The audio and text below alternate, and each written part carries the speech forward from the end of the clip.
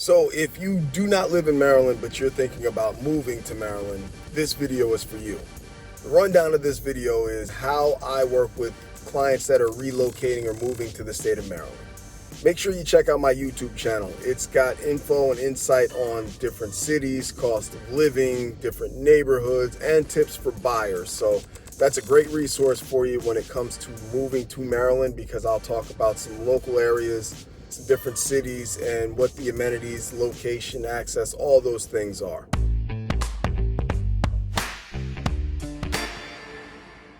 The city videos are just that.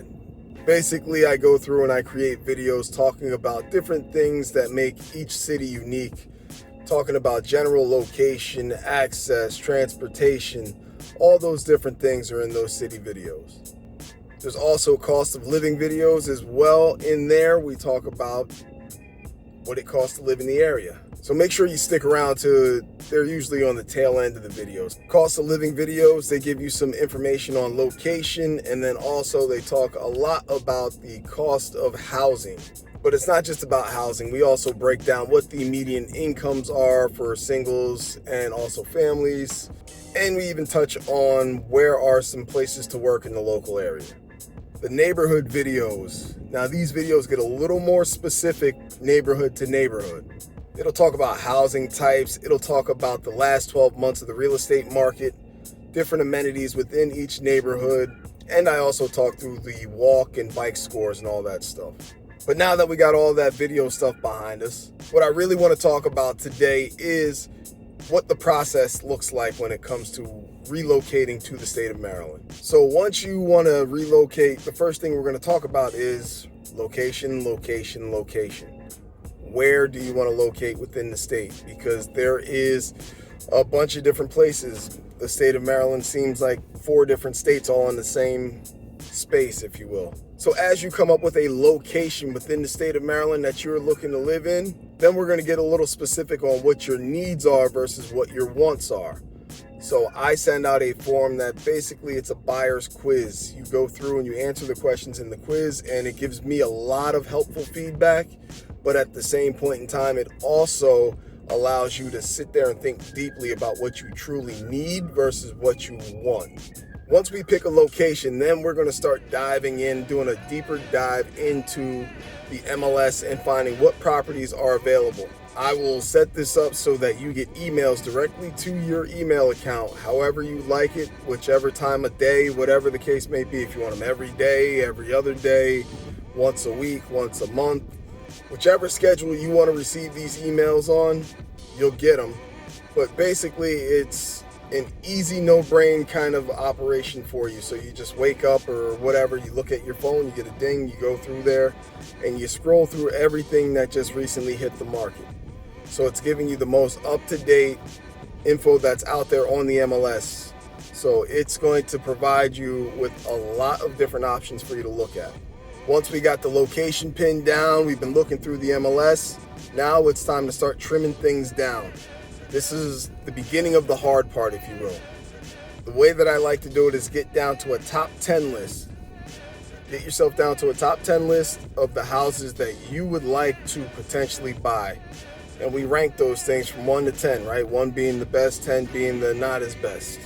Then we start right at the top. We take those first 3 properties and we go and we'll do a tour of those. Now, if you are still out of the area and you need me to go around and do a virtual tour, that is a possibility. Whether it be something of a video chat or if it is a video that I shoot and then send you a link to watch the walkthrough. Typically what I'll do is I'll do these walkthroughs and I will talk through the video as if I'm talking with you as we walk through the property, or on video chat, whatever works best for you. And if it's on video chat, we can talk back and forth. You can ask questions, I can answer in real time. The only issue that I've come into contact with when it comes to doing the virtual tours through a video chat is sometimes connection's not as great, video gets grainy, it becomes a little harder to see from the buyer side of things. But I've also gone through and done plenty of those where it's gone off without a hitch and it's been no issues. Now, if we get to that point where we go through those top three and either A, you don't like them as much in person as you thought you were going to, or B, you just didn't get the house, then we just jump down to the next three.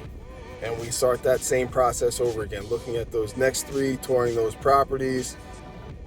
And then if you see a house that you really fall in love with, then we can get into making an offer. Even if you're out of the area, making an offer with all this technology has become extremely simple. Even if you are in the area, typically I do most of my contract and paperwork signing via e-sign. So as long as you have access to your email account, really, whether it's on your phone, on your computer, on your tablet, as long as you can get your email, you can e-sign for contract paperwork to buy a house. Once we've crafted that beautiful offer and we get that thing under contract, even if you're not in the area, I can be your boots on the ground and help with a lot of different things. So somebody's going to be needed to meet the home inspector and do a home inspection with them, walk around, let them in the building, all those things. I can handle that for you. Once again, if need be, if you want to be in there in real time, then we can do something with a video chat. If you happen to be out of the area and you need someone to facilitate, I can handle those as well. Once we get through all those other steps, then we get to the closing portion. Now, this is where you are going to sign your life away and take ownership of this new property. If you are the buyer, typically you need to be physically present for a closing because they need wet signatures and all that stuff that they need for their compliance piece.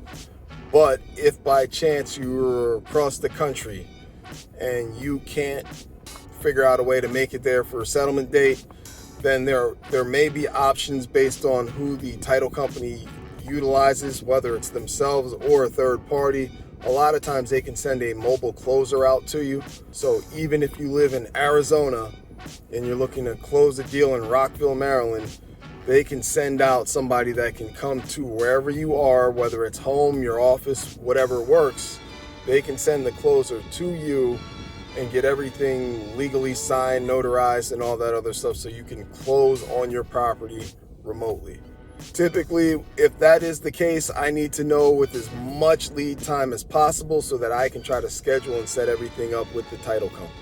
If you're moving to Maryland, don't feel like you have to physically be here to get all of this stuff done. You can utilize your real estate agent, lean heavy on me. I can help you facilitate all of this stuff. I am here to help you win.